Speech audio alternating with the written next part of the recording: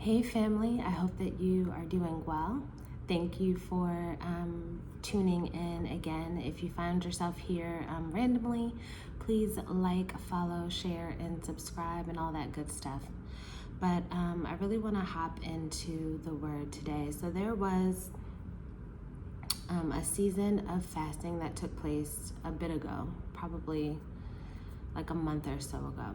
And so I want to start off, number one, this video with being clear that a lot of what I'm sharing in these current moments are things that I've been supposed to share over the last month or so. And it's been very uncomfortable. It's been very different. It's been very stretching, right? For a few reasons. The first reason is when you grow up in, or because I grew up in a church environment that was very evangelical, very judgy, and just very interesting, I have tended to stray away from anything that is perceived as churchy at all. Whether that's sharing a word, it has looked like overly accepting other people's, practices, meaning almost esteeming them higher than my own in an effort to not appear judgmental. I don't know if that makes sense, but in my head and how I recall it happening, that's kind of what I'm landing on, right? So I absolutely do believe that everyone has a right to believe whatever they want to believe, but I also know that I'm included in that everyone, right? And so that hasn't always been the case. And so on this journey towards deeper understanding and communion with Christ, there's been a lot of shifts and changes in how I've shown up in my life and how I participate in things, how I understand people perspectives, and just life in general. And so I just want to preface that. And so I'm just going to be sharing some things that were given to me in that month's time out of obedience. I probably should have shared them at the moment, and I didn't, but I am now. So one of the books and chapters that was really impressed upon me was Jeremiah 11.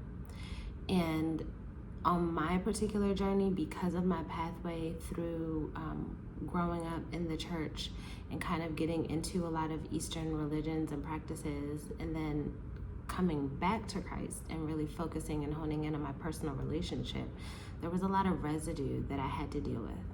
So when I was brought to Jeremiah 11, you will see that it's really God talking about breaking covenant with Israel because they are not keeping the covenant that he made with their ancestors. And one of the ways that they were breaking covenant in those moments was by basically serving all these different gods, and in every environment that they were in, whether it was Egypt or whoever they were around, they would basically take on all of their gods, their practices, their ways of being.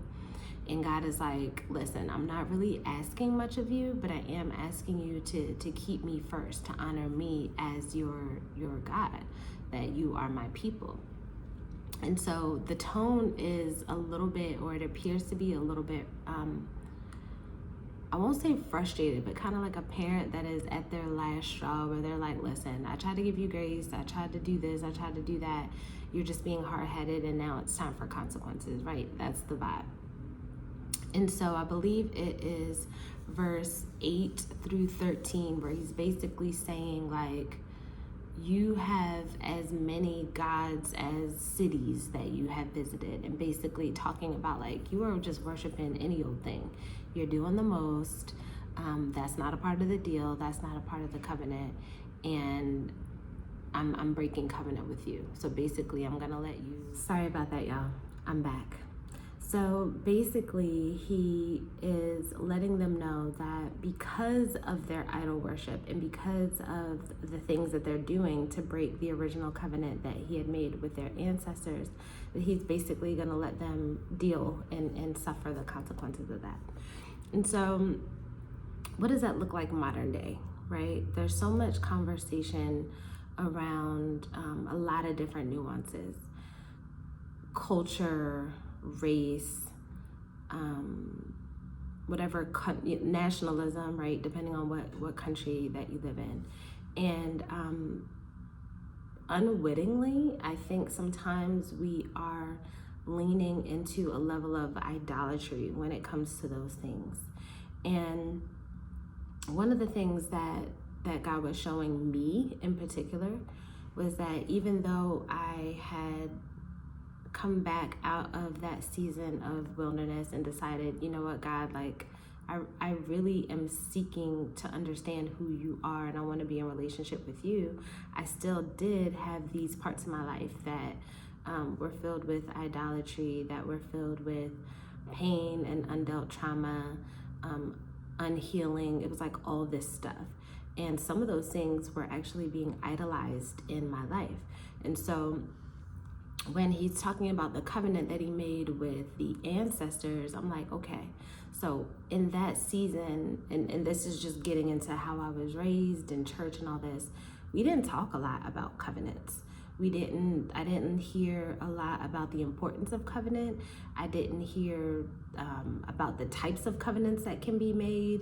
You can make covenants with the Most High. You can make covenants with idols and other gods. You can make idols and covenants through witchcraft and like all this stuff. And so in this season, about a month ago, he's walking me through just understanding truly what covenant is on that level and why it is actually so important in how we walk out our day to day. And so when we're looking at our modern day habits and ways of being, we may not understand how we are literally walking out idolatry and breaking covenant with God through our habits, through our distrust and lack of faith in him, through the residue from maybe even old seasons of our life where we just felt like, oh, whatever, I got saved, or oh yeah, I said I love God, and so that's all I have to do. That's it. I'm good. I'm straight. And we literally do not make any other changes in our life at all. And it's like, if where you are isn't propelling you to be refined and to be a better version and to be more Christ-like, meaning the fruits of the Spirit, love, joy, peace, long suffering, like all of those things, we have to look at every area of our life and see like what covenants do I have in my life? Where is idolatry still present? Because sometimes unwittingly, right? Sometimes it's conscious, sometimes we don't know about it, sometimes we do know about it, whatever. But those covenants and that idolatry is actually what keeps us separated from God. Those covenants and that idolatry is actually what keeps us out of the promises. There's a mention, I think it's a little bit earlier on, maybe in verse like 3 to 5, where he's like, listen, like I promised them this whole land of milk and honey, but you're not going to get to those promises, and it's because of your idolatry. And so I just wanted to encourage you today. This is not an effort to condemn or anything like that, but it is a call to just examine your life in real time, right? The Most High loves us so much. God loves us so much, and is really calling us to a beautiful communion and like a refinement. And by refinement, I mean like the self, the person, the life, the being that he originally created us to be.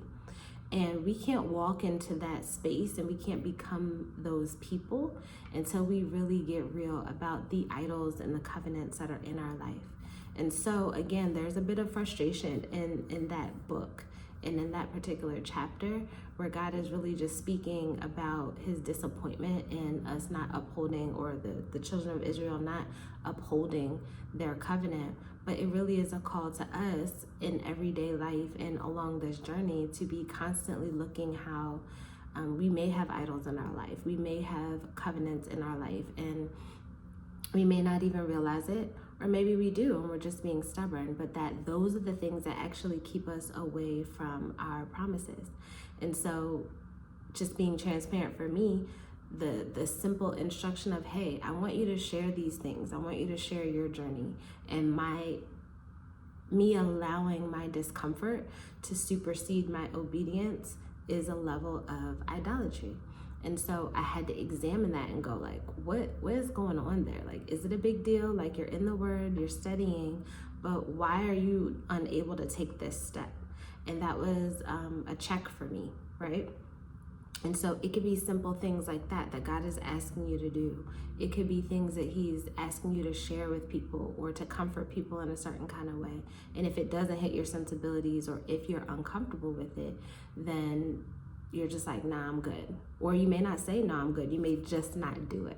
And at the root of it, when we really examine it, there's a form of idolatry, whether it's idolizing people's opinions of you, whether it's idolizing your brand, or that doesn't currently fit what I've got going on in my life right now, whether it's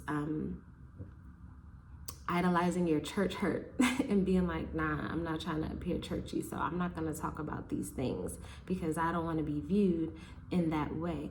All of these things can fall into idolatry. And even though it's not building the golden calf and all that, like like the children of Israel were doing, it is kind of our modern day golden calf. And so just for today, just take a moment and have a level of self-awareness and self-examination to see where God is calling us away from the idols that we hold in our life.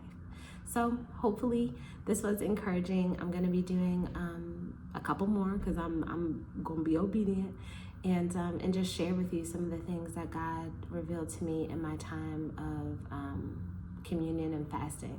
And so I hope that you have an amazing day, and I'll talk to you guys soon.